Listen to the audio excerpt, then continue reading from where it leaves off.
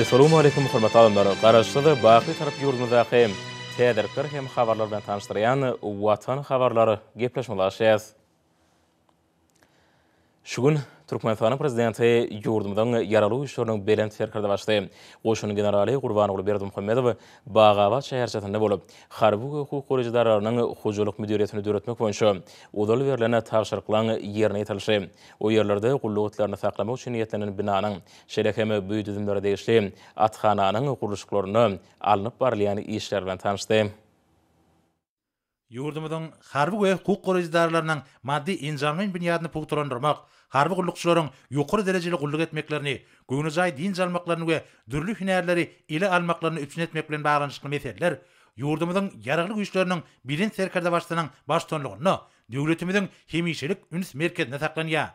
Hormatly prezidentimiz harby we hukuk goraýjylarynyň üpsünçilik derejesini hassa gowlandyrmak maksady bilen olaryň ekrançyk işler bilen meşgullanmagynyň, dürli görnüşli önümleri öndürmek meselelerini ýola goýmagynyň uly geljeginiň bardygyny belliýär. Mälim bolşýaly Döwlet Topçuluk Geňeşiniň 3-nji noýabrda geçirilen mejlisinde ýurdumyzyň harby we hukuk goraýjylarynyň hojalyk müdiriýetini döretmek bilen baglanyşykly meseleleri garaldy. Şunun bilen baglykda milli liderimiz harby we hukuk goraýjylarynyň gök, bakçy we miwe önümlerini ösürip ýetişdirmekler bilen bir gatarda olary gaýtadan işlemek meselelerini, soňky tapgyrda bolsa ýyladyşganlary gurmak işlerini ýola goýmak tapşyrdy. Munyň özi ýylyň äkli pasyna tergöw önümleriň ösürilip ýetişdirilmegini üpsün etmek bilen bir gatarda ýaşlaryň halal zähmete gol bermegini, olaryň gulluklarynyň ýönüjlikli zähmet bilen utgoşdyrylmagyny, agyrky netijede bolsa harby gullukçylaryň watansyjylyk ruhyny terbiýelenmegini üpsün eder. Ýurdumyzyň harby we hukuk goraýjylarynyň işgärleri, harby gullukçylary olaryň maşgarakdary üçin toplamlaryň durmuş we tagaldyş düzüminiň döredilmegine aýratyn ähmiýet berilýär. Mälim bolşýaly şunun bilen baglanyşyk meseleleriň oňyn çözülmegi ugruna ýerwurt tagallarda edilýär. Şunun bilen baglykda döwlet başlarymyz harby we hukuk goraýjylarynyň işgärleriniň, harby gullukçylarynyň beden we söwüşiň taýýarlygynyň ýokary derejede bolmagyny, ýurdumyzda asudalygyň, tertip düzgünüň we kanunçylygyň bir jaý edilmegine, möhüm orny eleýän düzümleriň işiniň kämilleşdirilmegine uly ähmiýet berýär. Ajaýyp ek bolgan bolan dagy teklerine giňişlikleriň ötümlük we haýwanat dünýäsine aýaguly çemeleşmek, onuň çäklerini ekologik nukdaý nazaryndan amatly künjegi döretmek, türkmen tebigatynyň netijeli we ilmi esasy peýdalanmagyny üpsün etmek, Mehriban arkadagymyzyň amala aşyrýan ekologiýa siýasatynyň möhüm orlarynyň biridir. Soňra Mehriban arkadagymyz dagy teklerine ajaýyp künjeklerini ýoluny ahylteke bedegünde dowam etdi. Daş gurşaw goramak, tebigaty aýaguly çemeleşmek, onuň gözelligini we baýlygyny geljek nesiller üçin saklamak Türkmenistanyň döwlet siýasatynyň ileri turýan ugurlarynyň biri bolup durýar. Ekologiýa bioköptürligini saklamak, çölleşmäge garşy görüşleriň baglanyşyk meselelere möhüm ähmiýet berýän ýurdumyz bu ýylgymda tebit we äklimumi hyzmatdaşlygyny ösdürmegine munasyp goşunt goşýar. Hormatly prezidentimiziň Birleşen Milletler Romasynyň baş assambleýasynyň mejlislerine Rio goşmak 20 bütün dünýä sammitine we beýleki iri forumlarda öňe süren başlangyçlary umumy adamzat ähmiýetli wezipeleriň sözgüdüne gönükdirilenler. Soňky ýyllarda köpçülikleriň bagna hallaryny ekmek maksatnamasy ýödüniň oňy netijesini berýär. Tutuş ýurdumyzy gurşa bilen bir maksatnamanyň çäklerini dürli künjeklerde tokoy zoluklar döredildi. Derýalaryň we akabalaryň kenarlary gök zoluklary besenli. Merkezi garagymda Altynazyr Türkmen kölüniň döredilmegi diňe bir ýurdumyzyň däl, eýdem tutuş sebitiň ekologiýa ýagdaýynyň gowlandyrylmagyna ýardam edýär. Güýz günleriniň çegirekli pursatlaryna bu künjekde amatly howa gurşawy we ýöňe çekiji ajaýyp görnüş emele gelýär. Dagy tekleriniň giň ýaýlalaryna, ansan saglygyna tenekar howanyň emele gelmegi bu ýerleriniň ähmiýetini artdyrýar. Ýazyrky döwürde günden güni hormatly prezidentimiziň aladas netijesini ýurdumyzda ekologiýa babatda ägir toly almy barlyk işleri alınıp barlýar. Şonuň netijesinde ýurdumyzyň tehralarynyň, giň ýaýlalarynyň ösümlük dünýäsi baýlaşýar. Mehriban arkadagymyz tebigaty goramak, türkmen topragynyň ösümlük dünýäsine aýaguly çemeleşmek meselelerini wajyp ähmiýet berýär. Şeýillikde ýurdumyzyň ajaýyp künjeklerini, tehralaryna bar bolan ösümlük dünýäsi müňilliklaryň dowamyna köpdürligini saklap, watanymyzyň esasy baýlygy, dünýäniň almy jemgyçiliginiň uly gyzyklanma bildirýän gymmatlygy bolup durýar. Sonra hormatly prezidentimiz ýurdumyzyň harby we hukuk goraýjylarynyň hojuluk müdiriýetiniň disgalarynyň taslamalary we olaryň yerleşik yerleriniň çyzgyları bilen tanışdy. Döwlet gümrük gullugynyň başlygy Hudaý Kuliýew ýurdumyzyň harby we hukuk goraýjylarynyň hojuluk müdiriýetiniň birinji tapgyrda gurulmagy meýilleşdirilýän binalarynyň we disgalarynyň taslamalary, olaryň yerleşik yerleriniň çyzgylary barada hatabat berdi. Bellenşýäli toplum bir näçe binalardan ibaret bolup, olarda ýaş harby gullukçylaryň wehmet enligini ösdürmek üçin ähli wiru şertler üçnediler. Hormatly prezidentimiz görkezlen taslamalar we çyzgylar bilen tanışyp, olara bir näçe bellikler aýtdy we degişli düzeltişler girdi. Gurulýan disgalaryň taslamalary taýýarlanana we olaryň gurulşygyna ýokary hil derejesine möhüm ähmiýet berilmeligini, olaryň halkymyzyň asyrlar aşyp gelýän milli binagarlyk görelgelerine kybap gelmeligini belledi. Hormatly prezidentimiz Köpetdağyň etegindäki güzel künjeklerin birine ýerleşýän toplumyň gurulşy üçin kefiýetlenen ýeriň amatlyk derejesine ýokary baha berdi. Bu künjegiň öýe bolşy tebigy aýratynlygy we onuň amatlyk ýeňişlikde ýerleşmegi häzirki döwrüň tarabyna doly kybap gelýär. Soňra bir ýerde ýurdumyzyň döwlet serget gullugynyň başlygy Nuriýew sergetçiler üçin ýetlenilen 150 orunlyk naharkananyň gurulşynyň taslamalary, şeýleki onuň ýanyjyk ýerlerine gurulmagy meýilleşdirilýän beýleki disgalaryň taslamalary we çyzgylary barada hatabat berdi. Bir ýerde urduş disgalar, awtodrolga, ammarlar, şeýlegem 3 tane 2 gatly 16 öýli ýaşaýyş jaýlary gurlar. Ýurdumyzyň geragly güýçleriň bilen serkerde başdy, harby we hukuk goraýjylaryň maddi enjamlaryň binýadyny pogtalandyrmak, harby gullukçylaryň ýaşaýyş we gulluk şertlerini ýygyderli gowlandyrmak meselelerini möhüm ähmiýet berilýänini belläp, gurulşyklaryň ýokary hil derejesine we olaryň bellenlen möhletlerde ulanmaga tapşyrylmagyna üren jogapkärçilikli çemilişilmeligini aýtdy.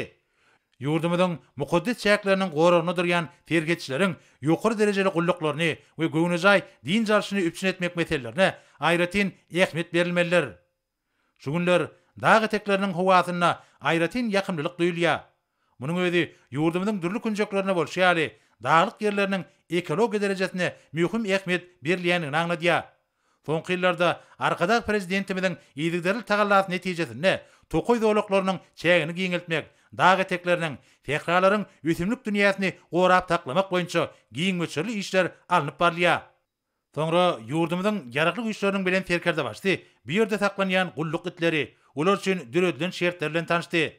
Döwlet serget gullugynyň başlygy sergetçi itleriniň saklanýyşy, olaryň gulluk üçin taýýarlanýyşy hemde alabaýlar üçin düredilen şertler barada hatabat berdi.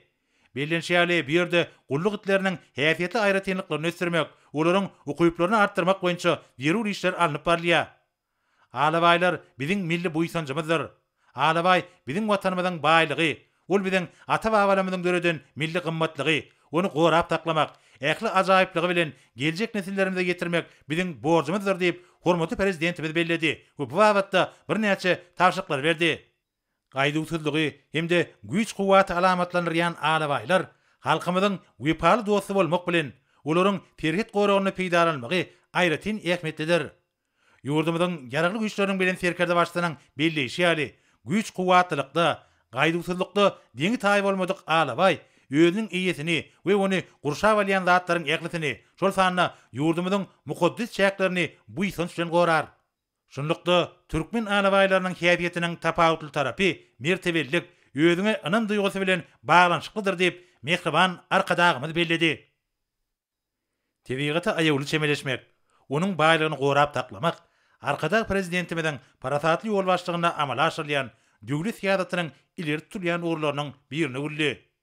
Hormatly prezidentimiz bu künjegiň tebigi aýratynlyklaryny, onuň giňişliklerini senledi. Häzirki döwürde bir ýerleriniň gözelligi, özüne çekijiligi bilen tapawutlanýar. Dağ dereleriň öz bolşulygy, çeşmeleriň, taýyly baglaryň bilint başly dağlar bilen utgaşyp, döredýän güzel görnüşleri gaýtaranmajak gözellik döredýär. Tebigatyň ajaýyp künjekleriniň adamlaryň oňoýly din jalşy we saglyk üçin alimy esasy peýdalanmagy bilen baglanyşyk meseleler hormatly prezidentimizin hemişelik üns merkezine saklanýar. Ýurdumyzyň ýaragly güýçleriniň bilen serkerde başdy, harby we hukuk goraýjylar üçin ýetlenilen atxananyň gurulşygynyň alınıp barlýan ýerine geldi. Bir ýerde ýurdumyzyň içeri işler ministri Hojan Ýadow döwlet başlarynda gurulşygy batyl depkinlerde alınıp barlýan disgalar toplamynyň binalary, olaryň ýerleşýän ýerleriň çyzgylary we disgalaryň öýe bolşy aýratynlygy barada ýürüýti taslamalaryň üstü bilen hatabat berdi. bellenşäli bir yerde akalteki bedewlerini saklamaga, iyid etmäge we olary seýislemäge niýetlenilen diskarlar bilen bir katarda artşynaslary we terkedilere niýetlenilen binalar mühim orna ýelige. Döwlet başçylygynda görkezlen taslamalar bilen içken tanışyp, olara bir näçe bellikler aýtdy. Toplumyň çäginde halkymyzyň milli buýsanjyna öwürlen we dünýä ýüzünde uly şöhrat gazanan akalteki bedewleriniň döwrewap ýagdaýda saklanmagy, olaryň baş sanynyň artdyrylmagy we ýürüýte feýçilik işleriniň geçirilmegi üçin düredilýän şertler häzirki zamanyň ösen talaplaryna dogry laýyk gelmelidir diýip milli liderimiz belledi we bu wagtda bir näçe anyk tawşyklar berdi. Mehriban arkadağımızın belleşýäli, ýurdumyzda uzal gurulan we ulanmaga berilen şeýle diskarlar ýaly täze atgany da häzirki döwrüň taraplarına dogry laýyk gelmelidir. Onu bedewleri ösürip geçirmek, seýislemek, degişi turgunleşikleri geçmek hemde atlary çapşyklara taýýarlamak üçin äkli ýerü şertler üpçün edilmelidir. Soňky ýyllarda hormatly prezidentimiz ýurdumyzyň harby we hukuk gurajdarlaryna akalteki bedewlerini ösürip geçirmek, gulluk atlaryny taýýarlamak we at çapşyklaryna gatnaşdyrmak meselelerine aýratyn ähmiýet berýär. Bu bolsa türkmen halkynyň şöhratly atçylyk diýipleriniň täze taryhy ýandyda dowam etmegine ýardam etmelidir. Soňra ýurdumyzyň ýaraglyk güýçleriniň bilen serkerde başdy bir ýerde ýerleşýän we nyşana okatmak üçin niýetlenilen atyşgana geldi. Bir ýerde ýurdumyzyň ýaraglyk güýçleriniň bilen serkerde başdy, nyşana okatdy.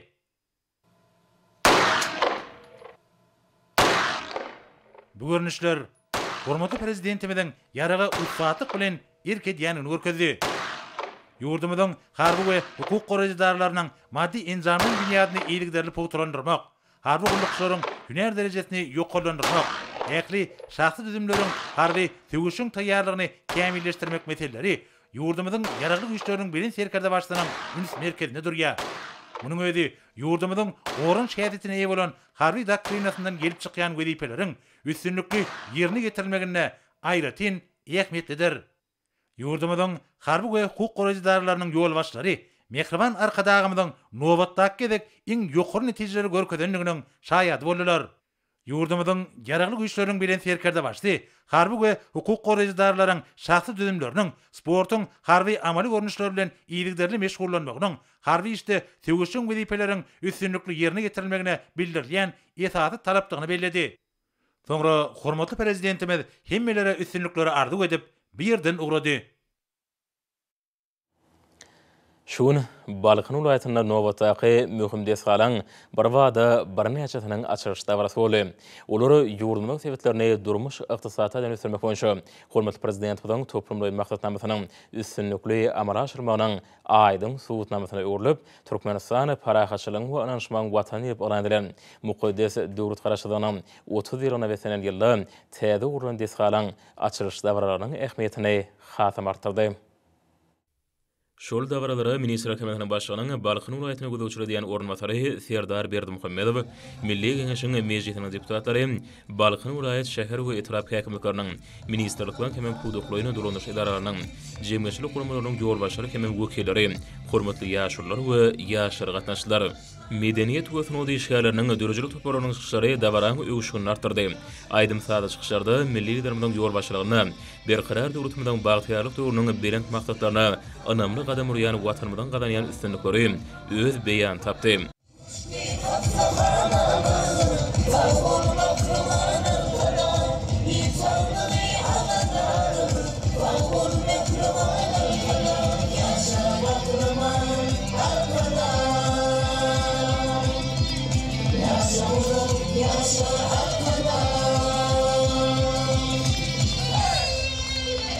Türkmenbaş şäherine gurulany ýokunç keseler hatyhanasynyň täze binasynyň açylyş dawrasynda vice-premier Serdar Berdimuhammedow çykyş edip, bugünkü möhüm wakanyň milli liderimiziň halkymyzyň saglygy baradaky Ägurt uly aladasynyň aýdyň subutnamasyny, milletiň bagtyarlygynyň hem awadançylygynyň, durmuş uğurly döwlet siýasatynyň esasy uğurlardygyny beledi. Dünýä belli daşar ýurt önüme enerjileriniň täze kämil enjamlar mümkindiren döwrbab lukmançylyk merkezleri ýurdumyzyň saglyk uruşulmanyň milli hem dünýä ölçülerine laýyklykda ukunly ösýänine şaýatlyk diýip. Soňky ýyllarda şeýle merkezleriň gurulşynyň germegi ýeňilip ýurdumyzyň ähli ýerlerine gurulmagy dowam edýär. Netijede ýylatmada halkary ölçülerine kybap gelýän ýokary hilli lukmançylyk hyzmatlary bilen el ýeterli üçin edilýär. Bütün Dünya Sağlık Guruluşmasynyň Ýewropa Teýeşik Idarasynyň ýolbaşçysy Dr. Hans Kluge wiza aratnaşar binanyň açylyş dawatyna gatnaşyp, hormatly prezident bilen taýlat bilen bugün açylyp ulanmagy berilýän binanyň mümkinçiliginiň ullugyny beledi. Türkmenistanda bulan iş saparynyň dowamynda hormatly prezident bilen duşan wakaly Türkmenistanyň sağlyk guruluşmasynyň mümkinçiliginiň ullugyny ara alyp maslahatdaşlaryna anlatdy. Yurdumuzda gurulup ulanylmagy berilýän binalar munyň aýdyň suwutnamasary. Yurdun sağlyk guruluşmasynyň ösüş derejesi bu ýerde adamlaryň saglygy, olaryň hemme tarapyny awadançylygy bardaky edilýän aradalan netijesidir. Enha bugün açylyp ulanylmagy berilýän binada ýylaty keselligiň öňüni almakda, erki döwürde anyklamakda, netijeli bejerikler bermekde, ören uly ähmiýetiniň bardygyny bellep, Dr. Hans Kluge bu ýere ýygnanlary şugunky şanly waka bilen ýene bir gede gutlady. Hastahananyň guruluşyna tapawutly zähmet çekenlere hormatly prezidentiň adyndan sowgatlar goşurly.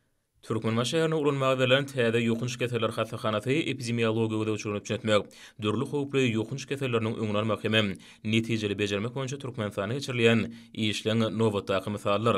Täze hastahana halkara ölçülerine laýyklykda gurulýar hem üpçünedirli. Oň düzümine gawluş bölme, barlahana, funksional anyklaýyş bölme, reanimasiýa we dogrum bölme, operasiýa otagy, fizioterapiýa bölme, dispanser göwçülük bölme, virusly hepatit keseli bölme, ýokary demarş ýollarynyň ýokunç keseller bölme, içege ýokunç keseller bölme, aýratyn howply howa we damjar kyly geçýän ýokunç keseller bölme, dowamly ýokunç keselleri bejeriş bölme girýär.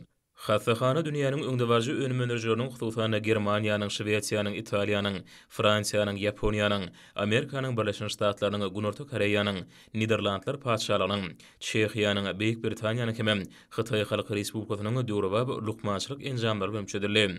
Hormatly prezidentiň belleşýäli ýylaty hödürlenýän lukmançylyk hyzmatlaryny hasam gowlanyrmak, diňe sağlyk guruluşmasyny innowasiýon taýdan üstürmeklik öňde barjy işleň hem usulyň esasynda mümkin bolup durýar.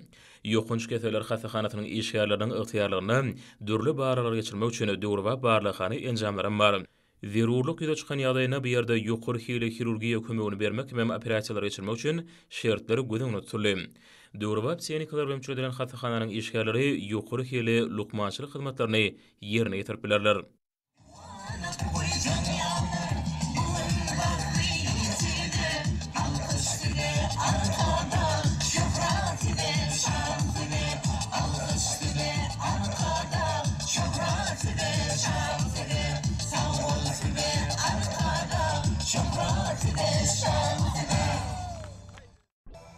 Arzu edin bal damımı atan mı? Bugün Türkmen bal gölüne batan mı? Uğrayan binalara hazır hatırdır. Bir vatanın bir fikrini arkada. Arkada, arkada, emin arkada. Bir vatanın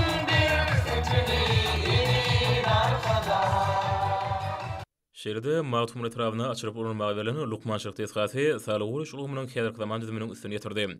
Bu tesga 50 näsäge stasionar usulyny hem 30 näsäge ambulatoriýa usulyny bejermäge niýetlenen täze hastahanadaryr. Ministrler kabinetiniň başlygynyň ornatary Serdar Berdimuhammedow hastahanyň açylyş dawatyna çykyp, Türkmenistanyň saglygyny gorumak, şäherlerde de, oba ýerlerinde de ýylatyň ýokary hili, halkara ölçülerine howap gelýän lukmançylyk hyzmatlaryny elitärlerini üçetmek hormatly prezident tarapyndan durmuşa geçirilýän döwlet syýasatynyň ileri tutulýan uğruny hataryny çykarlanyny beledi. Tapawutly zähmet çeken guruluşçylary hormatly prezidentiň adyndan sowgatlyň goşulmagy ören täsirli boldy. Jemgyýetçilik sağlyk guruluşmasynyň ösüş derejesi adamyň durmuşynyň hiliniň, durmuş urlu strategiýasynyň esasy görkezijleriniň biridigini atalym. Ýurdumyzyň baş baýlygy insan sağlygy bardaky hemme taraplaryny alada sağlyk döwlet maksatnamasynyň esasyny düzýär. Şoň şäherlerini berqarar döwletimiziň bagtýarlyk döwründe Türkmenistanyny büýük ulgamy düýpli kämilleşdirmek boýunça giň gyrmly işler amal aşyrylýar. Ýurdumyzyň döwlet kunjaklaryna ýa-da ýa-da täze lukmançylyk edaralary bina edilýär hem ulanmagy berilýär. Olar bar bolanlary döwrewaplaşdyrylýar. Ýokary derejeli hünärmenler taýýarlamak, ulanyklär derejesini ýa-da ýokulanymak üçin ähli şertler dördürilýär. Lukmançylyk ilmi okunly ösdirilýär. Daşary ýurtda hyzmatdaşlar bilen netijeli gatnaşyklar giňeldilýär. Häzirki wagtda iň häzirki zaman enjamlar hemem öňde barjy tehnologiýalar türkmen lukmanlarynyň ygtyýarynadyr. Keseleri anyklamagy hemem bejermegini innovasiýa häsiýetli usulýetlerini urnaşdyrmak bilen barhatarda öňünar çärelerini jemgyýetde sagdyn durmuş ýürürleriniň berqarar edilmegine uly ähmiýet berilýär. İki gatly binalar topumyndan ibaret bolan bu hasahany öňde barjy önerjileň şoltany Germaniýanyň, Fransiýanyň, Italiýanyň, Ýaponiýanyň, Awstriýanyň, Türkiýanyň, Polşanyň, Şwesiýanyň, Ispaniýanyň, Slowakiýanyň, Belgiýanyň, Niderlandlaryň, Amerikanyň Birleşen Ştatlarynyň hemem Koreýa Respublikasynyň dünýä belli kompaniýalarynyň iň täze ýürütülüşlerini enjamlar bilen çödelenler.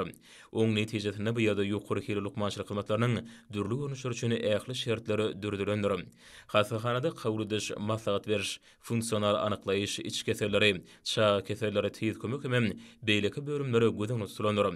Maslahat beriş bölümine terapiýa we hirurg, oftalmolog, gulak, burun bokurduk we beýleki lukmanlaryň otolary göden tutulanlar. Keserleri dürüst anyklamagy, zerur bilen bejergeni kesitlemäge hemem bellemäge, talap edilen lukmançylyk kömegini tiýiz bermäge mümkinçilik berýän iň täze enjamlar olaň ygtyýarynydyr. Funksional anyklaýyş bölüminde ýokary derejeli hünärmenler näsalar kabul edýärler. Rentgen otogy, MRT we endoskopiýa otolary iň häzirki zaman ýürütülüşlerini enjamlar bilen enjamlaşdyrlanlar. Hastahananyň ýatymlaýyn bölüminiň düzümine hirurgiýa, terapiýa, operasiýa, fizioterapiýa, çağa dogurma, ginekologiýa, ýokunç keserler şeýle anesteziologiýa we reanimasiýa bölümleri girýär. Olaň ýürütü enjamlar mümkinçiligi iň ýokary halkara ölçülerine hyzap berýär. Bu ýerde näsalan keserlerin görnüşine baglykda netijeli hemem ýokary hili bejergi almak üçin ähli şertler dürdülendir. Bir we iki orunluk bejergi otolary talabalyk derejede enjamlaşdyrlanlar. Bu ýerde ähli amatyklary gözüň tutulanlar. Operasiýa bölümi hususan Germaniýanyň Olympus kompaniýasynyň enjamlary bilen enjamlaşdyrlanlar. Bu enjamy garyn boşlugynyň azalaryny az şiketli operasiýalar geçirmek üçin giň mümkinçilikler döredýär. Hastahananyň bäwekxana bölüminde ähli zerur şertler döredýär. Enenin we çağanyň sağlygyny gorumak, saglyk döwlet maksatnamasynyň hememe tutuşlygyny hormatly prezident bilen amal aşyrýan durmuş ugly fiýatynyň aýratyn bölegdir. Täze dogran çağlar üçin ýetlenene bejergi otolaryny bu hasahanada dünýä inen bäweklere göwnüje ýetmek etmek üçin ähli zerur enjamlar gözen tutulanlar. Bäwekler hemem olaň eneleri lukmanlaryň şeýle ähli lukmançylyk işgärleriniň hemme tarapaýyny aladasy we işi bilen gurşalyp alnar. Watanmyň garaşlygynyň şanly 30 ýyl wetenen şu ýyla ýurdumdan Balkan welaýatyna ulanma berilen täze hasahana bilen tanışlygyň başynda da bırakdyň sözlerim buluň ählisiniň şaýady bolmagy mümkinçilik allar.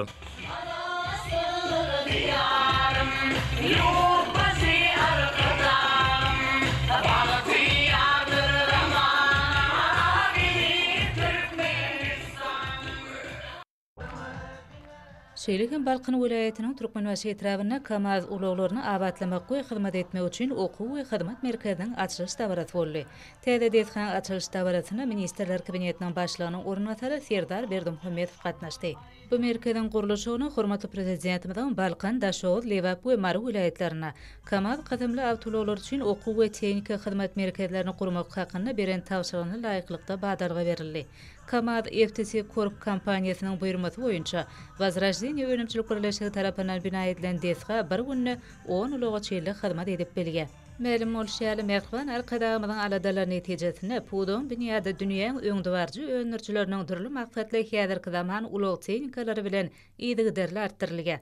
Şolaň hataryna Russiýa Federasiýasynyň Tatarstan Respublikasynyň Kamsk awtomobil zawody tarapyndan öňürilýän Kamaz kysymly ýük awtologlary gerge. Şol tehnikalar paýtagtymyň hemde welaýatlarymyň ýeri guruluşyk meýdançalaryna ulandy.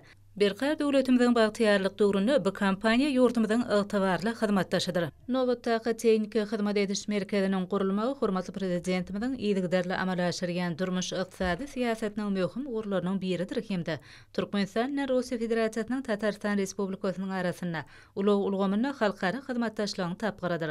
Berqar döwletimiziň bagtyarlyk döwründe ministrlikler pudoklaýyn dolandyryş idaralarynyn öňüne goýulan wezipeleri üstünlikli çözmek, olaň maddi enjam öpçünçülüğüne hatam goýulanyrmak, şeýle hem önümçülüğün netijelerini arttırmak maksady bilen Türkmenistanyň prezidenti 2019-njy ýylyň 20-nji iýunyna karary gol çekip, ýurdumyzyň ministrliklerine, pudoklaýyn dolandyryş idaralaryna, kärhanalaryna Kamaz FTC Corp kompaniýasy bilen Kamaz kysymly awtologlaryň uly tapgyryny hemde ular üçin ätiýaçlyk şeýleri satyn almak barada şertnamalary baglaşmagy ygtyýar berdi. Hyzmatdaşlyk döwrüne ýurdumyzda bu kysymdaky dürli ýük tehnikalaryň müňlerçe getirildi. Kompaniýanyň inżenier işläp düzüjleri awtolawlaryň görnüşini ýygdarly kämilleşdirip, olaň häsiýetnamalaryny gowlanyrgalar. Häzirki zaman talaplaryna kybap gelýän hemde ýurdumyzyň howa şertlerini özüni oňa tarapdan görkezden bu ýük awtolawlary ykdysadyýetimiziň dürli podoklaryna giňden ulanylýar. Berkä döwletimiziň bagtyarlyk döwründe mehriban arkadagymyzyň parasatly tiýasaty netijesinde durmuş ykdysady maksatly dürli desgalar guruldy we ulanylmagy tapşyryldy. Halkara ýollaryň hili ýygdarly gowlanýar. Täze uly ýollar, köprüler gurulýar. Munyň özi ýurdumyzda halkara ulug geçelgeleriniň geçirjilik ukybyny gowlandyrmaga, ulug toplumynyň bäteşligi ukyplygyny ýokarlandyrmaga ýardym eder. Üstsäşir ýükleň möçeriniň köpelmegi bolsa ýurdumyzyň içerki we halkara logistika mümkinçiligini hatymartyrar. Täze okuw hyzmat ediş merkezi esasy dolandyryş binasyny özüne jemläp, şonu Ammar binasy abadlaýyş bölümi ýerleşendir. Toplumda awtolawlary ýuwmaga niýetlenen bölüm bastyrmaly awtodrolga hemde suw saklanylýan uly öwrümli terişde ýerleşdirildi. Merkeziň çäginiň köp ýeri ätiýaçlyk şaýlar saklamaga niýetlenen uly ammar üçin niýetlenipdir. Şol ätiýaçlyk şaýlarynyň ýygdarly getirilmegi ulagyň zerur bolan terişdelerini gysga möhletde çalışmaga mümkinçilik berer. Dabara gatnaşanlar hormatly prezidentimiz ýurdumyzyň vilayetlerini toplumlaryny ösürmek, mehriban halkymyzyň durmuş derejesini ýygdarly ýokarlandyrmak barada diýen ýadawsyz aladalar üçin aýratyn hoşarlyk sözlerini beýan etdiler.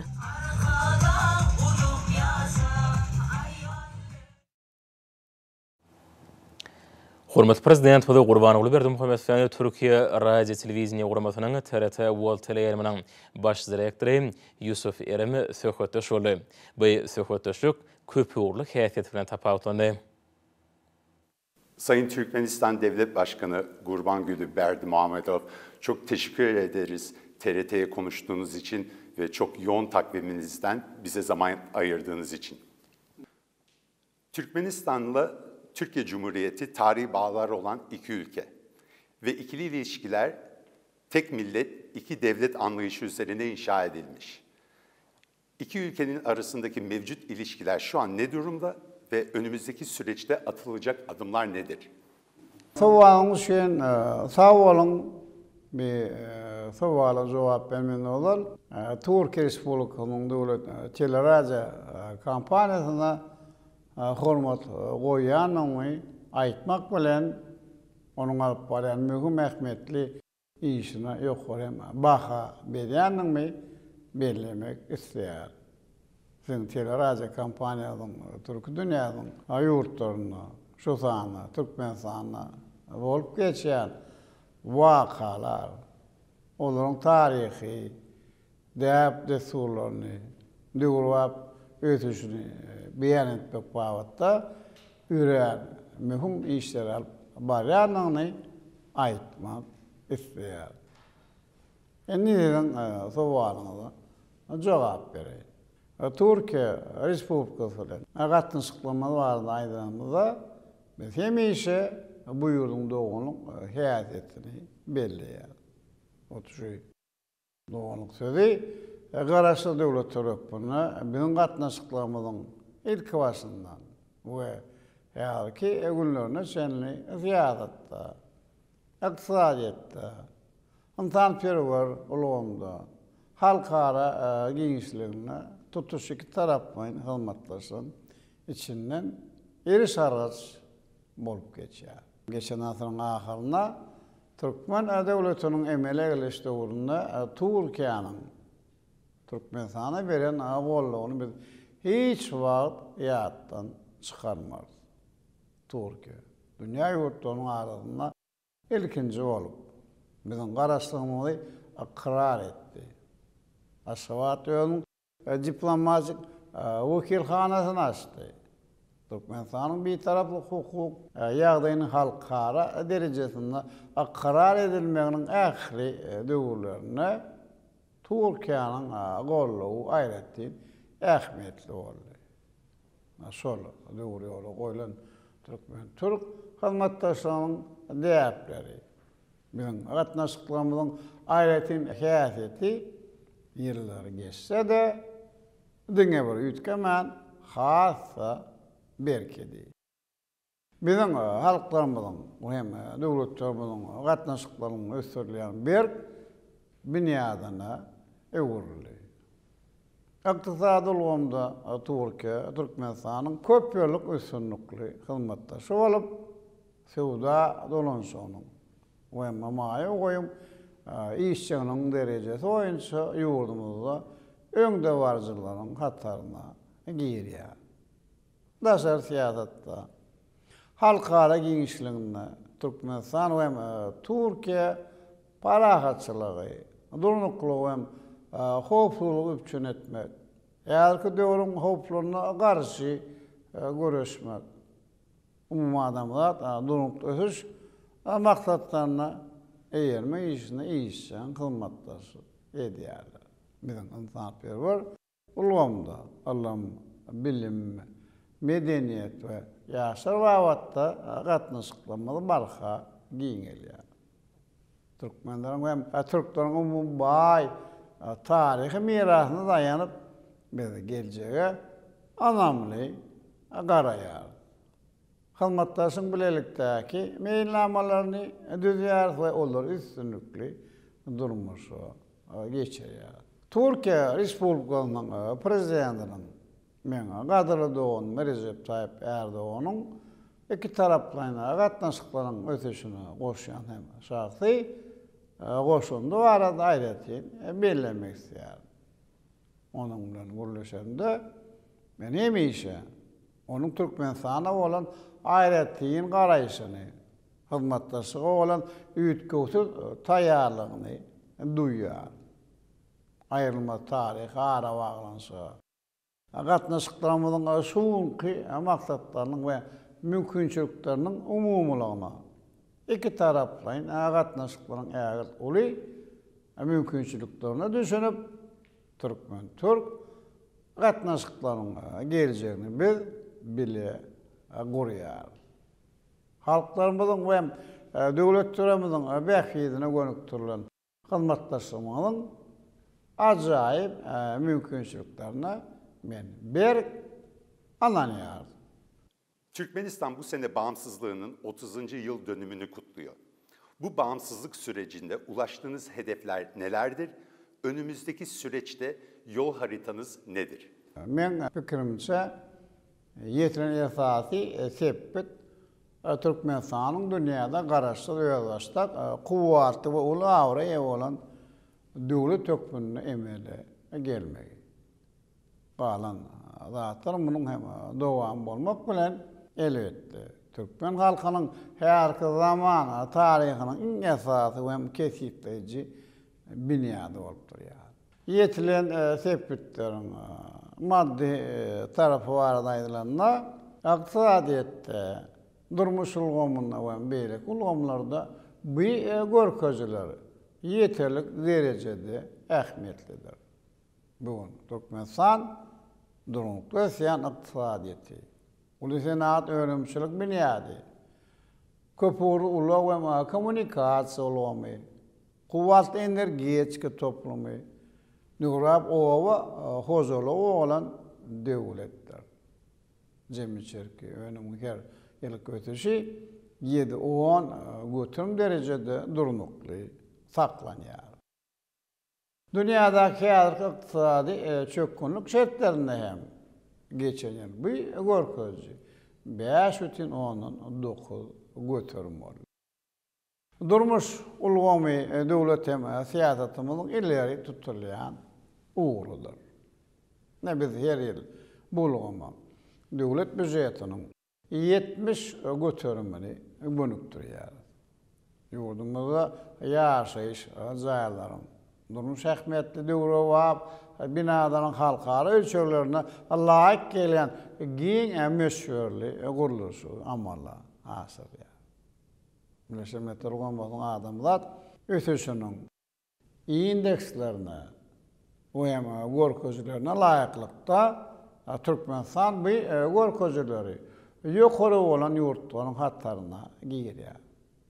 İlatyň derejesi oýunça bolsa, biz dünýäniň ortaça görkezlerinden ýokary bolan ýurtlaryň hatlaryna Türkmenistan'ın hemişelik bir taraflı hukuk ýagdaýynyň Birleşen Milletler Guramasınyň tarapyndan ikrar edilmegi garaşdyrylmagyň ýeten iň möhüm sebepdi boldy.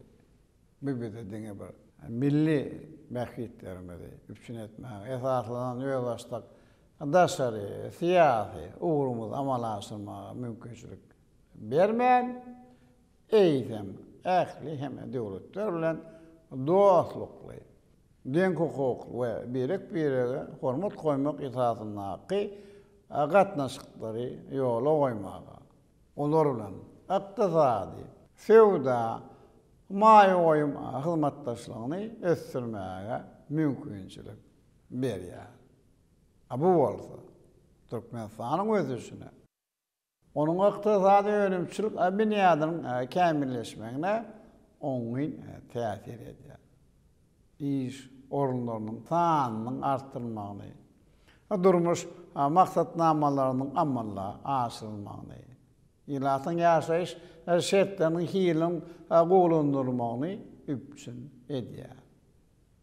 Umuman geçen 30 ýyl milli ösüş, adamlaryň ýaşaýyşyny gowlandyrmak, Türkmenistanyň özdaşdaklygyny berkitmek, döwlet guruluşynyň meýlanmalaryny amala aşyrmak, esasy şert hökmünde parahatçylygy, durnuklugy üpçün etmek maksady bilen biz üçin uly serişde mümkinçiliklerini döretmek hem ulanmagyň döwri boldy. 3 gündür başkent Aşgabat'ı geziyorum. Dikkatimi çeken en önemli husus, geçmiş ile günümüz medeniyeti çok başarılı şekilde harmanlanmış ülkede. Gelenek ve göreneklerin yeni nesillere aktarılması konusunda bu başarınızı neye borçlusunuz? Yakın Türkmen ýaşlary, ýokarky mekdeplerin talipleri bilen bolan duşukda men taryhymyzyň dowamatlygynda desturlaryň we döwraplaryň arasyndaky ara baglanşyk meselesine aýratyn ünsüjekdim. Meniň gymmatly mirasym ödününe bilim we alym bolan edep terbiýeden ibaratdygyny belledim.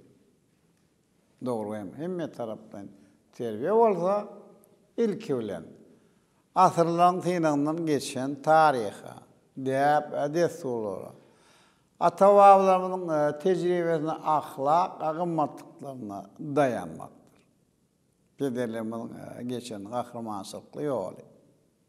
Ata-batamyzyň ajaýyp taryhy ýaşlarymyzyň hökman hem geçmeli nushalyk mektebidir. Men bu arada Payhaz Çeşmesi artly gıtamda hem aýratyn belläp geçdim. Birinji müňgüllüň başyndaky beýik Hun döwleti. Rim we Hytaý imperiýalary bilen bästes bolan Parfiýa Türkmen şahlagy. Ikinji müňgüllükdaky Hindistana çenli ulap gidýän Gaznaly Türkmenleriň döwleti. Hatay'dan Orta Yer deňizine çen ödem täzirini ýetiren beýik Seljuk Türkmenleriň döwleti. Biz Alman medeniýetiň we sunatyň öýdürşi nuskalaryny miras goýan könürwans Türkmenleriň döwleti. Agara goýundam ak goýunly Türkmenleriň döwleti. Bularyň ählisi Türkmenistanyň hemde Türkmen halkynyň geçen tarihi ýolunyň beýikligini hem aýdyň suwtnamasy. Meşhur tarihçilaryň gadymy hat ýaly çeşmelerine we işlerine serhem salmak gerek. Olar bütün adamlar taryhynyň dowamyna Türkmen halkynyň parahatçylyk we insanperwerlik gymmatlyklaryna ýerip beýik tarih we medeniýet döwredindigini tasdikleýär. Bir toprakda Merv, Urganç, Nusoy, Abuvert, Degistan, Saraz, Amul, Zem, Şahslamyalı iri şehirler döredi. Olar ösüp baryan şehirler olup Alman bilim merkezi hükmüne akrar edildi. Bir şehirler dünyanın medeniyetinin, edebiyatının, sunatının ösüşüne bunu koştular. Türkmenistan Bek İpek yolunun yürü aslı kitapta men gelecekti. Türkmenin tarihi yolunu devam etmeli. Milli hem edep surlarımızın ve sepetlerimizin nesile geçmeyeni üpçen etmeli yaşlarımıza arzulamayı beyan ettim. Bu doğrultuda. Bizim toprağımızda yaşayıp geçen dünyanın ötesine eğer ulhema koşun büyük şahsiyetler yani Alman tiyada parlak yıllarının dünya meşhur büyük şahsiyetlerin görecektiğine bir ananyanın mı ayttım. Bu sözleri aytma. Menne esas ma. Çünkü Türkmen yaşlarına bilim ve terbiye vermek vavat oylansıklı. Devlet siyaseti bunun hem öz acayip neticelerini veriyor. Bizim yaşlarımız. Öz büyük atavalarının görülesinden alham alıp almışlarda yukarı neticeleri kazanıyorlar. Dürlü dersler oyuncu halkar olimpiyadalarında yenici olup bayraklı orunlara münasip boluyorlar. Dünyanın en iri spor yarışlarının minberlerine orun eğiliyorlar. Devletimiz yaşların bilim, alim, sport hem belentiklerine bulan huzunu maddi taydan hem gorluyor. Bu olsa atavaların bize koyun mirasının ve Türkmenistan'ın geleceğinin kararısız ösüp varyan ve öz hakkında ala dediğin devlette yaşayan yaşlarımızın arasındaki bölünmez ara bağlanışının tarihinin ve hazırki günün netile geçmeyenin misali bolupdur yani. Evet, ben de şehri gezerken hem Halı Müzesi'ni gördüm, at gösterilerini gördüm, olimpiyat spor şehrini gördüm ve gerçekten sizin çok başarılı girişimler yaptığınızı görüyorum. Gençlere bu gelenekleri aktarmak için kendim şahit oldum, kendi gözlerimle gördüm ve gerçekten çok takdir edilen girişimler sizin tarafınızdan. Bölgedeki ülkelerle ikili ilişkilerinizi nasıl değerlendiriyorsunuz ve mevkidaşlarınızla işbirliğiniz hakkında bilgi verebilir misiniz? Neticeli, anamdar, onun netice konukturlan hükmünden baha veriyor. Öz katnaşıklarımızda bir hoşnetli komşusuluktan, birek hormat koymaktan, doğunluktan ve halklarımızın medeni sivilizasiya yakınlarının tarihi bağlanışından uğralıyor. Bir bünyat geleceği önemli karamağa ahli uğurlarda hizmetleşik için hem giyin gerimli, uzak möhletli ve durmuş ahmetli meyillamaları düzmeye mümkünçülük veriyor. Şu yılın Ağustos ayının başında Türkmenistan'ın Merkezi Asya devletlerinin başkanlarının konsultasyon duruşu geçirildi. Biz yukarı devlet derecesinde siyasi aratnaşan tədə görünüşü olup biz onun Merkezi Asya'da dürücülük proseslerinin kemale getirilmek için hemyeşilik bünyat bolacaktığına ananıyardı. Tevhiddeki kardeşlerim. Merkezi Asya devletlerinin hormatlı prezidentleri olan tevhidin durunuklu ve iyiliklerle ötüşünü hem de bu tevhid yaşayan halkların avadançılığını üpçün etmek maksadı. Ölen öyodara alalaşıklı kararların kabul edilmenin üstünlüğü istiyor. İyiliklerle gepleşikleri geçiriyor. Gepleşiklerimizin gün tertibi sevitte parahatçılığı, durnukluluğu ve hopsuluğu üçün etmek, iqtisadi, energetika, ulug ve aragatnaşık hılmatdaşığını ötürmek. Daşkı, kuruşov, meselelerini çözmek, Merkezi Aziyan dünya iqtisadi ve kontinental gatnaşıklarına koşulmağı hem de başka da köp möhüm meseleler ve beylik derwayt muğluklar öz içinde alya. Bir yarım ileri bizim yurtlarımızda öz tağalalarını birleştirip pandemiyanın hem yayıramağına karşı birlikte görüşürler.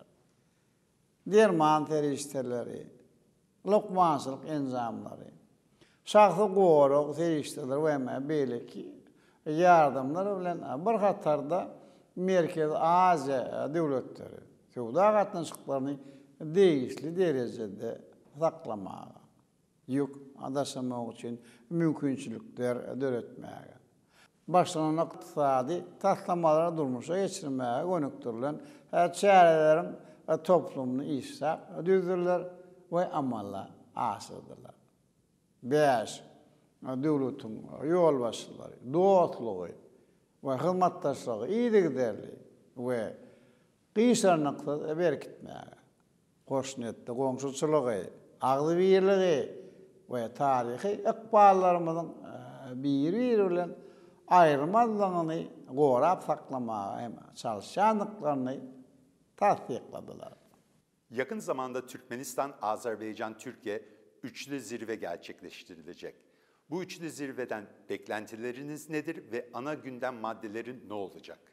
Bu görünüş döredilli hem de onun üç doğunuk devletin ve halkın uzak möhletteyin bekletten Allah'a gelýänini. Soň üçin onun uly işlerden peýdalanmak neticesinde doğru meşhurda durmuşu geçirecektiğini anlanýar. Ýalyk wagt Türkmenistanyň, Azerbaýjanyň we Türkiýanyň olaryň ýolbaşçylarynyň arasyndaky gatnaşyklaryň derejesi, siyasat, iqtisadiýat, sewda we insanperwer uğurlar boýunça üç taraply hizmetdaşlygy önemli we netijeli ösürmäge hem de kämilleşdirmäge mümkinçilik berýär. Biziň ýurtlarymyz ähli-umumy parahatçylygy, durnuklulugy we hopsuzlugy gorap saklamak ve berkitmek boýunça birlikde ähli tagallalary edýärler. Sewit meselelerini netijeli hizmetdaşlyk ve özara düşünşmek ýöreliglerini iýdigiderli hem de tutanýar öňe sürýärler. Türkmenistanyň, Azerbaýjanyň we Türkiýanyň çemberleşmeleri Merkezi Aziya, Hazar ve Qara Deňiz sewitleriniň ösmegine hem oňy täsir edýär. Bir sewitlerin Ewraziýanyň bir bölegine uzak möhletli durnuklulugyň bir binýadyny öwrülmegine goşýar. Sewda we iqtisady gatnaşyklar özara behbitli hem de deň hukukly esasda iýdigiderli ösürilýär. 3.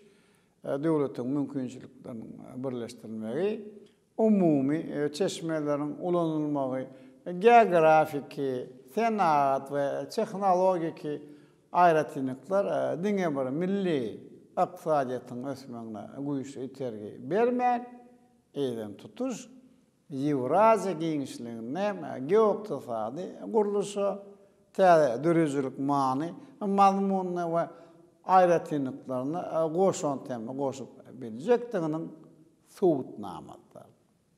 Na gurrun ilkinji nowatda energetika, ulug, aragatnaşyk ýaly strategik uğurlar wagtda gidýär.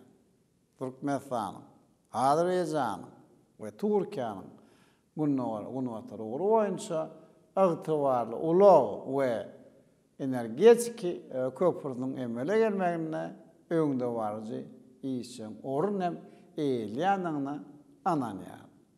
Näme belli bir sebäplere görä bu ýerde süýşürlen Türkmenistanyň, Azerbaýjanyň we Türkiýanyň prezidentiniň duşunyň ýakyn wagtlarda geçirecekdigini umyt edýär.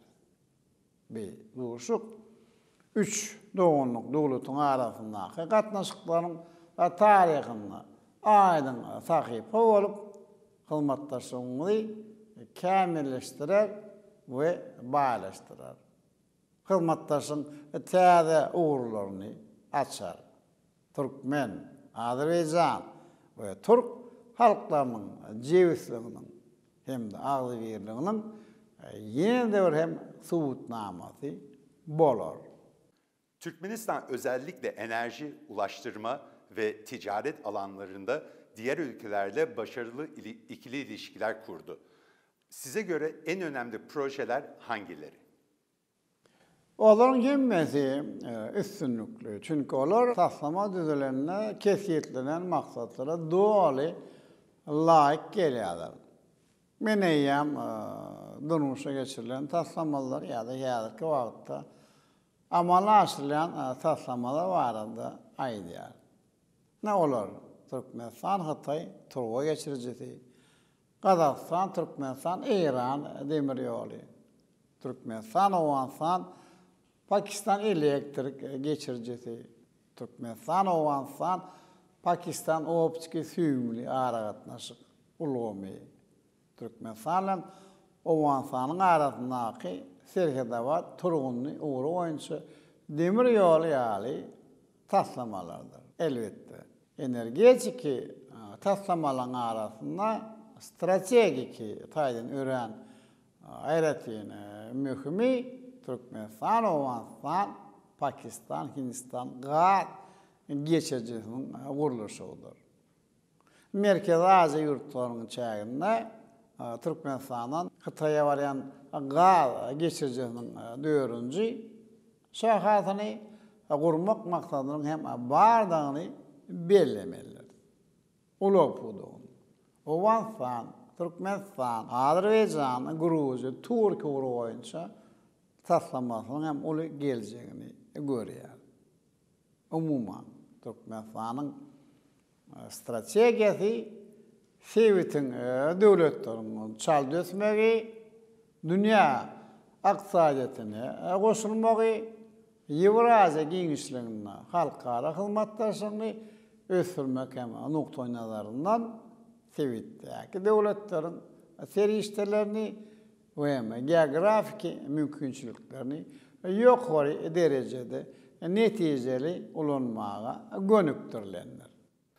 Sayın Başkan, Türkmenistan bu yıl Türk Konseyi'ne gözlemci statüsüyle katılması bekleniyor. Bu kararı almanızda en önemli etkenler nedir? Mälum şeýle şu halkara paragazlyk onanşmak ýeri dilip alan edilen ýerler ata watanymyz mukaddes garaşlaryň şany 30 ýylyny giňden bellek geçer. Geçenli bolsa ýolunda ýene-de bir şany senany emişlik bir tarap döwlet hökümine halkara derejesinde karar edilmän 25 ýyllyny bellep geçdi. Birleşik Milletler Guramasynyň baş assambleýasynyň 1995-nji ýylyň 12-nji dekabryndaky kararnamasy bilen dünýäniň 185 ýurty tarapyndan bir agzdan karar edilen we baş assambleýanyň 2015-nji ýylyň 3-nji ýuwundaky kararnamasy bilen ikinji ýerde tasdiklanan hemişelik bir taraply hukuk ýagdaýy Türkmenistanyň daşary siýasatynyň esasy ýürelgisi bolup durýar. Türkmenistanyň başlanmajy boýunça 12-nji dekabrň Birleşik Milletler Guramasynyň baş assambleýa tarapyndan halkara bir taraply güni dilip alan edilmegi bolsa, ýurdumyzyň alyp barýan oňyn bir taraplyk siýasatynyň ahly umumy paragatçylygy, hopsulugy we durluk öteşip etme goşun uly goşundan karar edilýäniň aýdyn tutnamasy. Türkmenistan bir taraply hukuk ýagdaýyna ýa bolan döwründen bäri Birleşik Milletler Guramasynyň degişli kararnamanyň ählim kadalaryny üýtgüsiz durmuşa geçirip gelýär. Türkmenistan dünýä bileşiginiň dogly hukuk agdasy hökmünde daşary siýasatda hemişelik bir taraflık. Beýleki ýurtlaryň içerki işlerine gatışmalyk. Döwletleriň öýde şalygyna we çäken bitewligine hormat goýmak. Köp taraply harby syýasy şertnamalary we hem birleşiklere gatnaşmalyk ýaly borçnamalary öz üstüne aldy. Geçende orada ýurdumyň alyp barýan bir taraplyk daşa syýasat öz netijeligini. Köp taraply onuň hem dünýä jemgyýetçiligiň uzak möhletlerini bähfetlerine laýyk hem gelýäniň aýdyň görkezdi. Emişir bir taraply ýatlanyp Türkmenistan giň halkara hyzmatdaşlygyny ösdürmäge önükdirilen ähli ýurtlaryň we halklaryň düýpli bähfetlerine laýyk gelýän möhüm başlanýşlar bilen çykyş etmek bilen çäklenmän. Olaram iş ýüzünde durmuşa geçirmekde çäreleri amallar aşyrýar.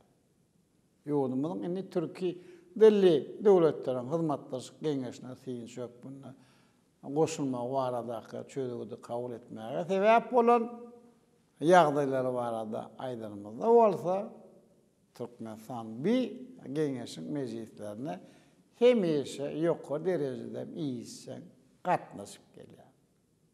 Şoňla birlikde Türkmenistan, türk dilli ýurtlaryň ähli bilen dürli urlarda dostlukly hem öýara bähfetli hyzmatdaşlyk edýär. Şoňa görä de biz türk dilli döwletleriň hyzmatdaşlyk geňeşine syň şökbünde goşulmak baradaky çözügidi kabul etdi.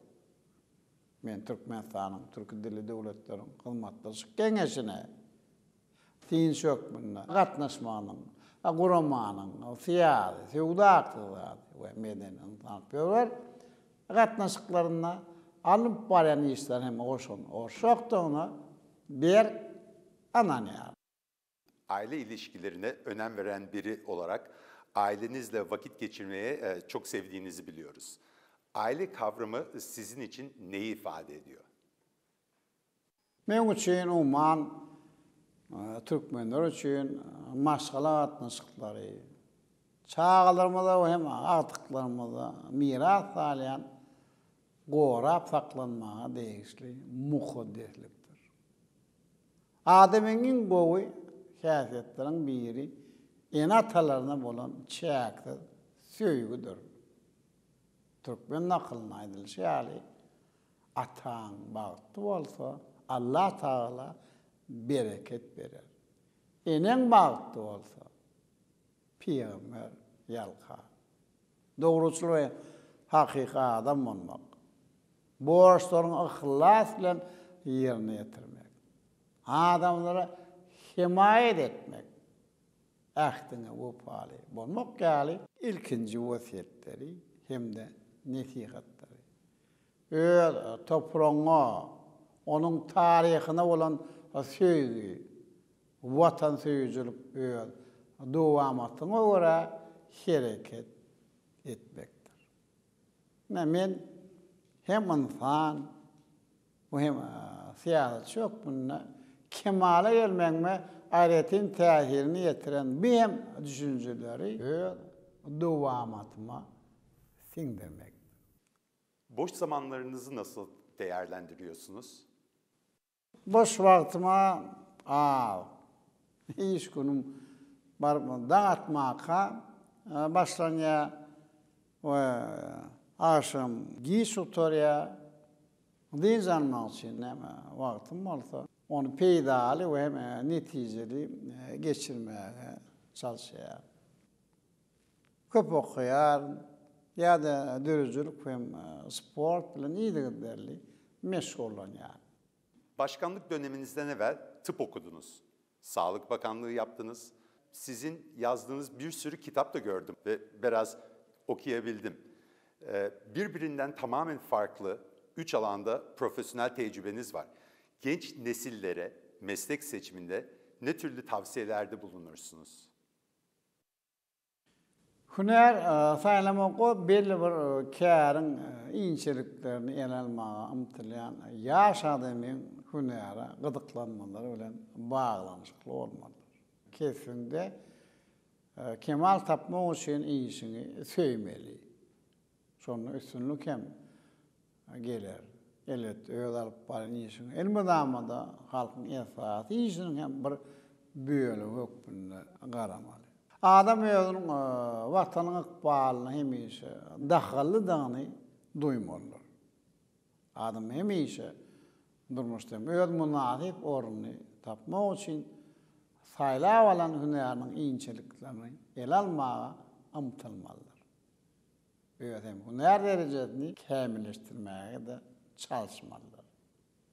Öz saýlap alan kärni hemişe wopaly bolup hünär usatlygyny artdyrmaga çalışan adam awraýan gazanlar. İl içinden hormatly ada da münasip bolar. İlkinci nowat öýüd ýüregine ýakyn hem hünäri saýlamaly. Ony ýokary derejede el almagy hem çalışmaly. Usat hünärmen bolup ýetişmek üçin hemişe köp okumaly, öwrenmeli, kämilleşmeli. Şoňa öýüd zihine ukyp hem başarmagyna görä hünär saýlamagy esas hem meselelerin biri adaplaýar. Sayın Türkmenistan Devlet Başkanı Gurbanguly Berdimuhamedov, TRT için zaman ayırdığınız için çok teşekkür ederiz ve onur duyduk. Köp sağ ol. Birkaç gündür Türkmenistan'dayım ve bu güzel... Bir näçe günlük sapara gelip Türkmenistanyň gözel ülkedигine göz ýetirdim. Türkmenistany gelip aýlanyp göremden soňra bu ýerde gözellik, arasaçylyk meni haýran galdyrdy. Alaytada men häzirki wagtda özümi öýümde, watanymda, dostlarymyň arasyndaky men duýan. Türkmenistany alyp barlayan äwrt uly guruluşyk tatlamalary diňe bir Türkmenistanlylar galkandyrman, eýsem daşar ýurtlylaram haýrany goýýar. Türkmenistanyň hormatly prezidentine biz üçin gymmatly wagtyny sarp edip, bizi kabul edenlik üçin hoşallyk bildirýän. Hemem ikijak duşanma özüm bagtly azaplaýan. Bir millet iki döwlet diýilşi ýaly. Hakykatdan hem Türkmenistan bilen Türkiýanyň arasyna üýtgeçik tapawut ýok diýip belläsim gelýär. Bir näçe daşar döwletlerde iş taparda boldum. Emma aşkybatly bolmagym mende ýatdan çykmajak ajaýyp pursatlary kalbymda goýdy. Bu saparyň meýilnamatynyň üren gurumçylykly düzelendigini belläsim gelýär. Halymyz eýnäki türkmen gelin ýyllarynyň eli işleri, haly sunwaty, döwlet serkinnäki atysynäki başarjan ýigitleň her hili gaýratly oýunlary meni haýrana goýdy. Gelecekde atı vatanmın Türkmenistana yine de gelip Türkmen doğunlan bile içkin tanışıp, tecrübelerimi paylaşıp, äkli şäherdir owalarına aýlanyp göresim gelýär. Köp sağ olun. Selamlıyorum saygıyla ve inşallah en yakın zamanda tekrar görüşmek üzere. Indi bolsa Türkmenistan prezidentiniň gol çekeni resmi nämeler bilen tanışdys. Berqarar döwletimiziň bagty ýaratmagyna Türkmenistany 2019-2025 ýyllarda sanly ykdysady ösürmän konsepsiýasyny ýerine ýetirmekde alınıp barýan işleri hasam kämilleşdirmek maksady bilen Türkmenistan prezidenti karara gol çekdi.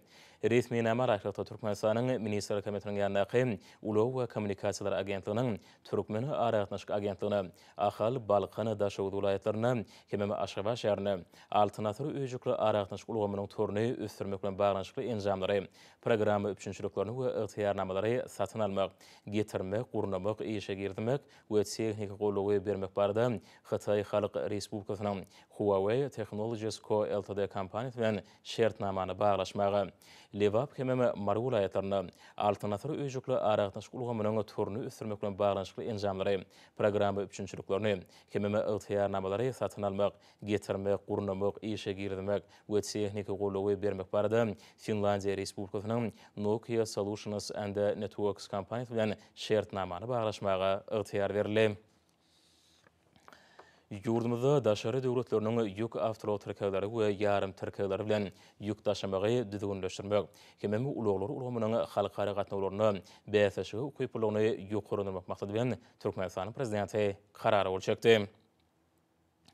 Resminama layıqlıqda xalqarı ulaq ve ıslaşır geçelgetini döretmek hakkında İran İslam Respublikasının, Oman Sultanlığının, Türkmenistan'ın ve Özbekistan Respublikasının arasındaki alalaşığa, Aşgabat alalaşığına, hem de ıslaşır ve ulaq hizmettaşı hakkında alalaşığa, Lapis Lazuli uğru boyunca alalaşığa, ağda devletlerden ya da büyük devletlerin üstübilene daşarı devletlerinin yük avtolo terkevleri ve yarım terkevleri Türkmenistan'a getirilerine, hem on şäginden ıslaşır geçirilerine, daşar yurt devletlerinin terkevi çekici avtomobili ulanılmadık yağdayını, ulan eylerinden alınyan yığımlar hem de töleğler 2021 yılın 15 noyabrından 2022 yılın 15 noyabrına çenli dövlət şöni belenirli.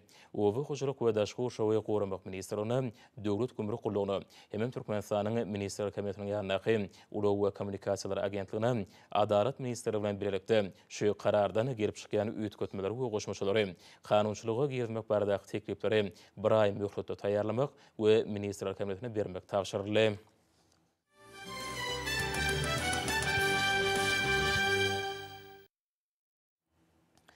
Şun paytahtımızda Türkmeni araqnaşıq telemetriye, haber veriş telefonimatlarının ve tele-radio yaratiş enjamlarının Türkmen Tele 2021 adlı 14-nji halkara online masagada öz işine başladı. Hormatly Prezident budan kararına laýykda onu Türkmen araqnaşıq agentligi hem de Sewda Senagat idaraty guradylar. Sewda Senagat idaratynyň maslahatlar dalyna ýylananlar şeýle daşary ýurtda maslahat atnaşyjary teleköprü arkaly hormatly prezident bilen halkara maslahat atnaşyjary iwren gutlugyny uly ünsülendirdiler. Milli demden gutlugyna belenişýäli garaşy watanymyzda dünýäniň ösen tehnologiýalarynyň tejribesine hem innovasiýalaryna daýanyp milli ykdysadymyzda döwür baýlaşdyrylýar. Ýurdumyzda durmuş taýdan ösürmekde uly üstünlikler gazanylýar. Araqnaşyk ulgamyna sany tehnologiýalaryň guruluşy maddi enjamlaryň hukuk büniýady döwrüň taraplarına laýyk kämilleşdirilip, düýüp bilen almatsiynik özgörtmeler hem iri taslamalary durmuşa geçirilýär. Diyarmydan garaşylaryň 30 ýyla beýlenilýän Türkmenistan parahatçylygyň we ynanşmagyň şagaratyna geçýän ýylda guralan ýürütüleşdiren forum ýurdumyzda iň täze araqnaşyk tirişleriniň ornaşdyryşyny çaltandyrmagy, halkara araqnaşyk ulgamlaryny döwür baýlaşdyrmagy, ähli umumy durnukly ötüş maksatlary jehdinden döwletleriň arasyndaky özara bähwetli hyzmatdaşlygy işleňleşdirmäge gönükdirenler. Häzirki zamanda araqnaşyk tirişleri şu gedeki halkara online masadyny gurulýan wajyp meselleri ara alyp maslahatlaşmagy 25 ýurtdan wekiller 300-den gura gatnaşýar. Maslahatyň işine diňe bir iş ýurty polar däl, eýsem hünärmenler, bulgumdaky esasy alymlar hem bilermenler gyzyklama bildirerler. Sanly ykdysadyda kanunçylyk rejelemek hem daşary ýurt maýgulmaryny çekmek ulgamyndaky halkara hyzmatdaşlygyna bagşlanan umumy mejlisiň başyna ýurdumdan pudukly nizamlarynyň iri guramlarynyň daşary ýurt kampaniýalarynyň ýolbaşçylary hem wekilleri şeýle-de işgörler çykyş etdiler.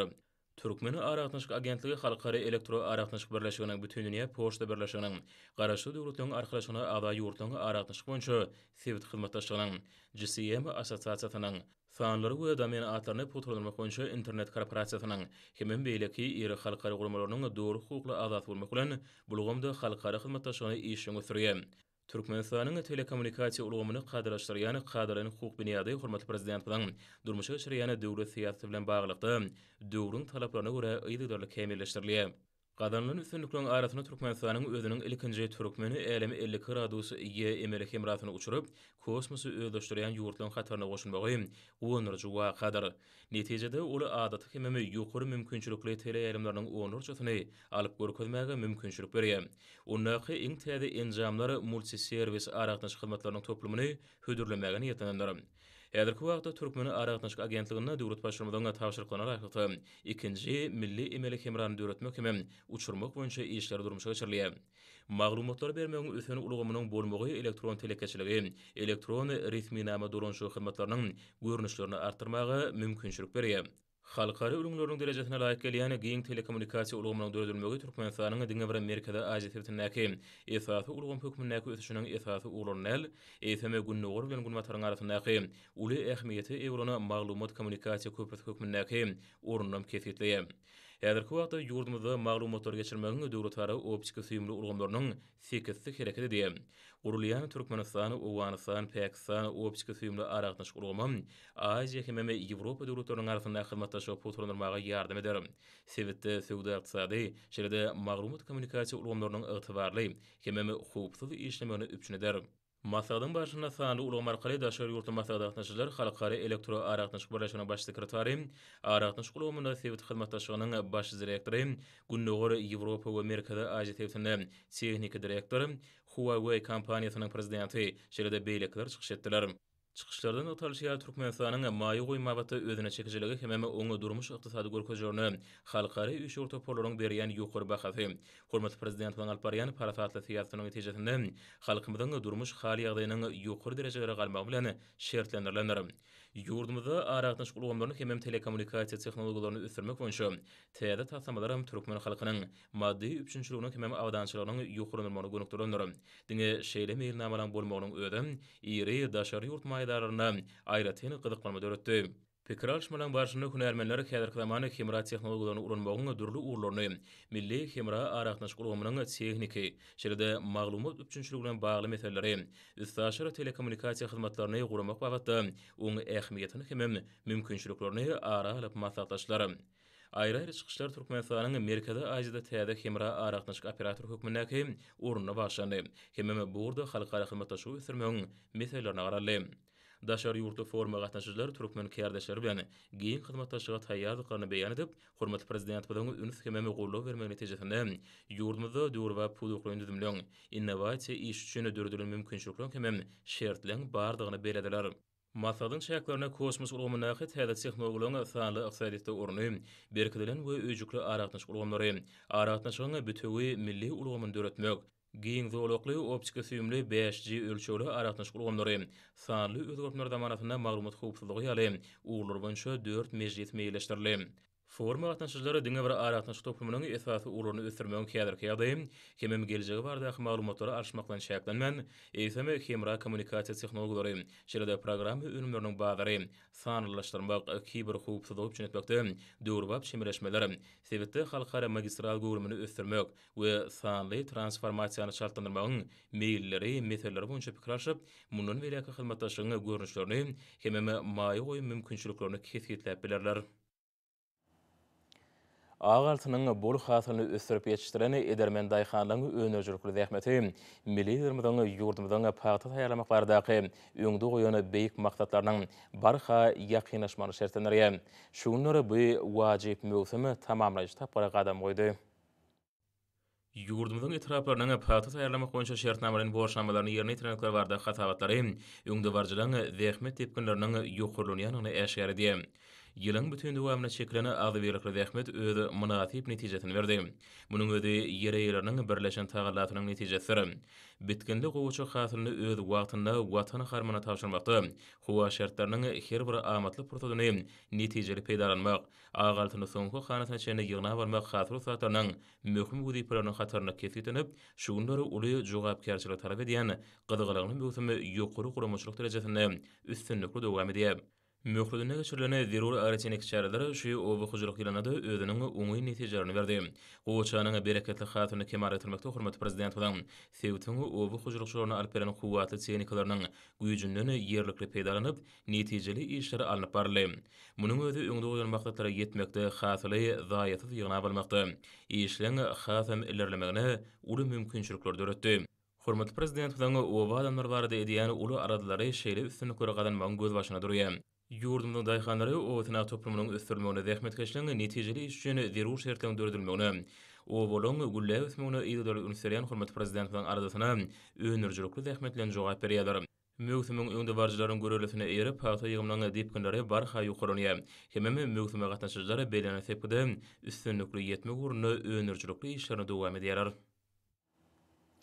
Hormatly alymlar, Nursoy ýurdumyň ulaýatyny we paýtaty Aşgabatda 10-njy noýabrda saat 20-den 11-nji noýabrda saat 20-de boljak howa bardy. Türkmenistanyň howa maglumat hulugynyň berýän habar bilen tanışyryň.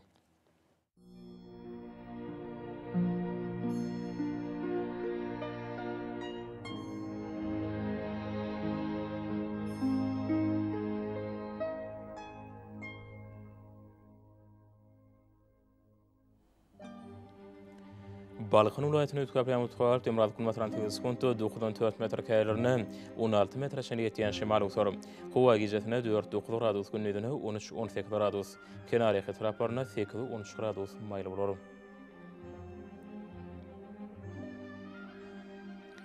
Ahir vilayetine ütkap ýamul tuqaryp demrad kun wataran teleskonto 9-4 metr ýeten şemal utar.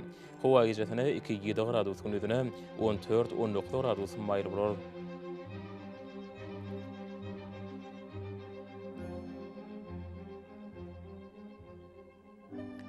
Mary vilayetinde az kemul tuqaryp kun ortagy nogran teleskonto 8-13 metr ýeten şemal utar. Howa gijetine 1-6 gradus gündüzine 15-20 gradus maýl bolar.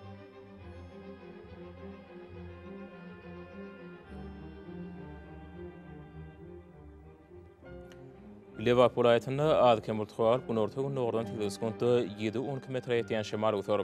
Howa gijetine 1-6 gradus gündüzine 15-20 gradus maýl bolar.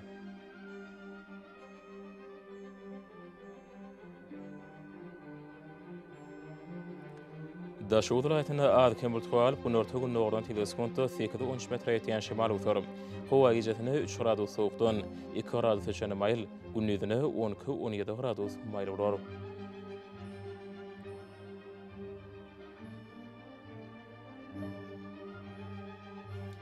Payitahtın Aşgabatda az kemul tuqaryp demrad kun wataran teleskonto 9-11 metr ýeten şemal utar. Howa gijetine 5-7 gradus gündüzine 15-17 gradus maýl bolar.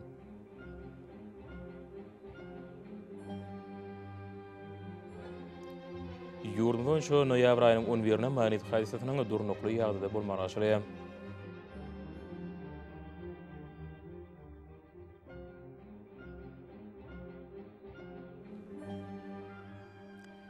Edi watandaşlar güýz pasyny günüň dowamyna howanyň derejesiniň üýtgeýäniň nazar alyp, pasynyň aýratynlyklaryna laýyklykda gynbagi. Şeýlekem häzirki wagtda howada tozan böreçikleriniň kadadan 7 götürüm artma bilen baglanyşykly howa şertleriniň adamyň bedenine ýetirip biläjek. Öňüýsel täsirleriniň öňlenmek maksady bilen agyz burun örtügini ulanmaklygy maslahat berýär. Mehriban ýylaşlar, bulary berip berjäj etseňiz, ýylyň islenip pasyny öz saglygyňyzy gorap bilersiňiz.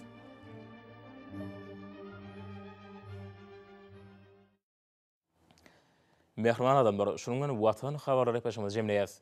Berqarar döwletimiziň bagtyarlyk döwrüne ata watanma Türkmenistan ähli wagtlarda ösşer ösenýär. Ähli ösşerimiz bolsa halkyň bäxtidi bar.